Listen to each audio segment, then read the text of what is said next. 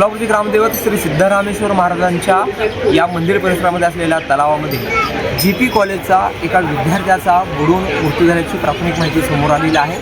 जो मुलगा विद्यार्थी बुडालेला आहे त्याचे जे नाव आहे ते सुरंजन शेंडगे वय 16 आणि तो मूळचा फलटणचा राहणारा आहे आणि तो या ठिकाणी गव्हर्नमेंट पॉलिटेक्निक कॉलेजमध्ये शिक्षण घेण्यासाठी या ठिकाणी आहे। आज सिद्धरामेश्वराच्या दर्शनासाठी 3 मित्र या सिद्धेश्वर मंदिर परिसरात आले। त्यापैकी जे 2 मित्र होते ते त्या ठिकाणी कोपऱ्याला थांबले। त्यापैकी एका मित्राने उडी मारली।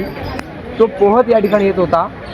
पोहत येत असताना तो मित्र म्हणजे जो शेंडगे नामक जो मित्र आहे तो या ठिकाणी बुडत असल्याचं त्या दुसऱ्या एका मित्राला लक्षात आलं।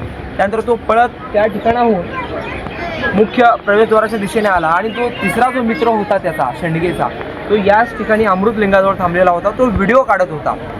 शेंडगे हा जो विद्यार्थी आहे तो बुडत असल्याचे लक्षात येताच त्याच्या तिसऱ्या मित्राने देखील उडी मारली, मात्र त्याला देखील पोहता येत नसल्याचे कळताच बोट आली आणि त्याने त्या दुसऱ्या एका मित्राला बाहेर काढलं।